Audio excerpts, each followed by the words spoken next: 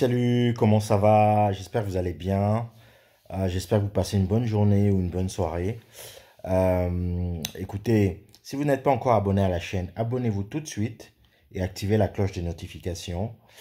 Je vais aborder un sujet courant dans la vie d'un entrepreneur, plus particulièrement en Afrique.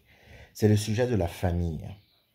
Comme vous le savez, parfois lorsqu'on a envie de se lancer, il y a souvent des peurs, on a souvent peur de se lancer seul et il arrive qu'on cherche des associés ou bien on se dit, je préfère travailler avec l'un des membres de ma famille, mon frère, ma soeur, mon père, ma mère, un cousin, un neveu, etc. Parce que c'est plus facile, parce que on connaît ces personnes et on se dit que bon, il y a une certaine relation de confiance qui a déjà été établie. Voilà, donc on a peur d'aller chercher d'autres personnes extérieures qui ne nous connaissent pas. Et à cause de cette frilosité, on a tendance, je parle beaucoup en Afrique, on a tendance à prendre quelqu'un de notre famille. Voilà, quelqu'un comme ça. Ça peut être une bonne chose. Ça peut être une bonne chose parce que, notamment lorsqu'on crée un business familial, lorsqu'on a envie que les choses restent au sein de la famille, lorsque on a une famille déjà qui est très organisée, où les rapports sont déjà régis d'une certaine manière, je pense que ça peut être une bonne chose. Et ça marche beaucoup dans certaines communautés, notamment chez les Libanais, euh, dans certaines autres communautés, juifs, italiens. Ça marche beaucoup. Maintenant, qu'est-ce qui ne marche pas chez nous? Pourquoi on n'arrive pas à travailler ensemble? Et quels sont les risques? Est-ce que je vous recommanderais de prendre forcément votre frère dans votre entreprise parce que c'est votre frère? Eh bien, ma réponse est non. Pourquoi? Pourquoi? Parce que le fait justement de prendre quelqu'un qui appartient à sa famille comporte plusieurs risques. Si justement cette personne déjà n'a pas les compétences pour occuper ce poste, c'est déjà un mauvais signe, un mauvais départ.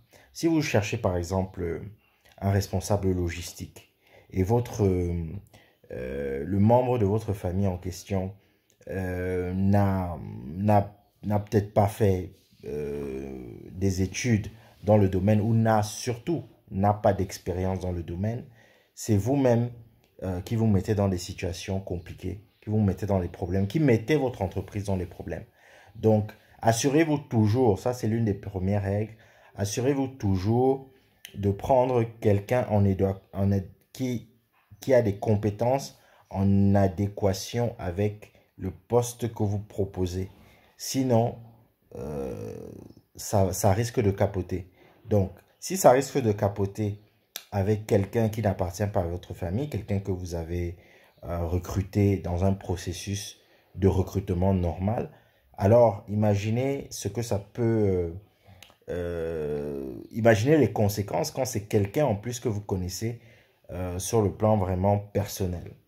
Bon, la deuxième chose, c'est que le problème justement et je parle particulièrement en Afrique, le problème c'est que lorsqu'on est entrepreneur, on a tendance à être freiné parce on a cette tendance, on a un côté très communautariste et très familial. Mais on a tendance justement à être absorbé justement par les besoins de la famille. On a tendance à se sentir redevable à chaque fois, auprès même de cousins ou de tontons qu'on ne voit jamais ou qu'on n'a pas vu depuis des années. Parce que c'est le tonton qu'il faut respecter, parce que c'est le tonton ou la tata qui avait aidé, je ne sais pas, peut-être votre maman il y a 15 ans, ou il y a 20 ans, ou il y a 50 ans, j'en sais rien. Et et il y a ce côté-là. Voilà. Sauf que ça a un côté très pervers. Ce côté très pervers, c'est quoi? C'est que lorsque vous mettez justement une personne comme ça dans votre entreprise qui n'a pas forcément les compétences et que le lien est seulement de sang, il est plus difficile pour vous en tant que chef d'entreprise de prendre de bonnes décisions, des décisions réfléchies et des décisions euh, des décisions qui ne sont pas subjectives et qui ne sont pas seulement basées sur les émotions. Lorsque, par exemple, vous avez votre employé qui, je sais pas, qui vole dans la caisse, ou même pire, qui est, je sais pas, qui répond mal aux clients. Si vous avez une boutique et vous avez placé votre cousin, et chaque fois qu'un client se présente, la personne lui parle mal, lui répond mal, euh, les clients se plaignent. Votre chiffre d'affaires diminue, les gens viennent de moins en moins dans votre boutique parce que vous avez mis votre cousin là. Vous aurez plus de mal à le sanctionner. Vous aurez plus de mal à le virer parce que vous allez penser au qu'en dira-t-on. Vous avez pensé au fait que, par exemple, votre tonton vous a confié ce cousin. Vous allez penser à ça. Autre cas de figure. Vous allez recruter, par exemple, un grand frère pour une X ou Y responsabilité. Maintenant, le problème, c'est quoi? Vous êtes un chef d'entreprise. Et ce grand frère faute. Ce grand frère faute. Et le problème, c'est que vous aurez du mal à le réprimander. Pourquoi? Parce qu'il y a toujours ce droit d'aînesse là qui prévaut en Afrique. Vous aurez du mal à le réprimander. Vous aurez du mal à lui parler comme si c'était votre employé parce que c'est votre grand frère. C'est votre grand frère. Et le grand frère, il est capable de vous dire, oui, mais comment tu me parles comme ça? Je suis ton aîné, ne me parle pas comme ça. Moi, je suis un grand, je suis ceci, je suis cela. Donc, les rapports, en fait, peuvent être très, très tendus entre vous.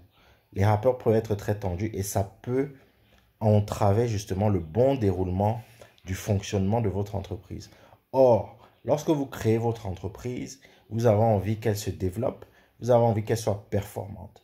Donc, pour qu'elle soit performante, vous devez trouver les meilleures compétences et laisser justement cet affect, ce côté émotionnel-là. Parce que business is business. Voilà.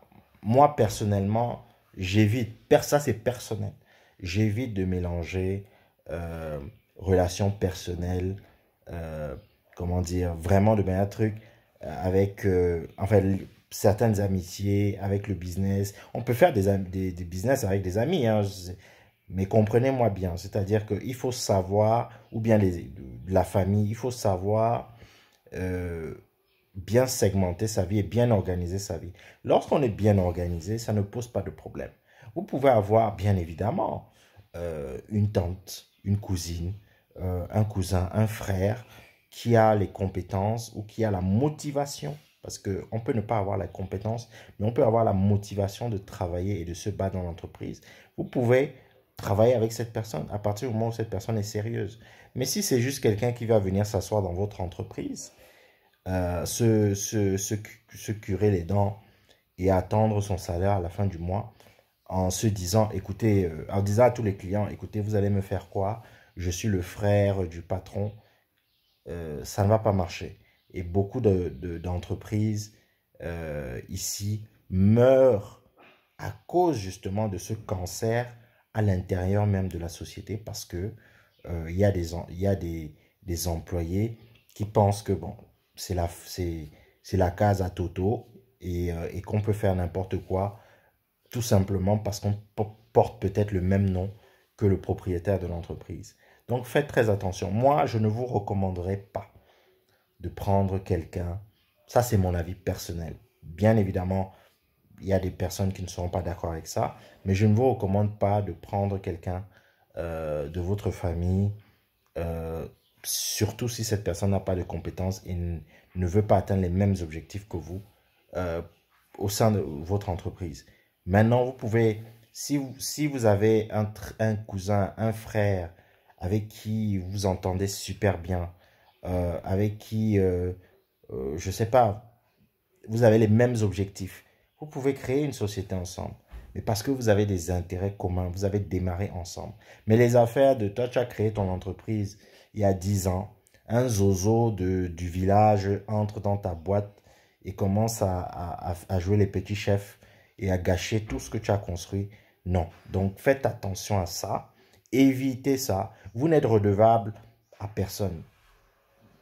Réellement, hein. Vous êtes redevable à vos parents.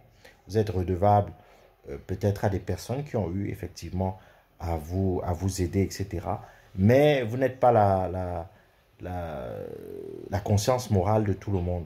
Vous n'êtes pas la personne qui doit penser toutes les plaies d'une famille ou qui doit réparer comment dire, les lacunes qu'une famille a eu accumulées pendant des décennies. Ce n'est pas votre rôle. Ce n'est pas votre rôle. Et vous avez aussi le droit de dire non.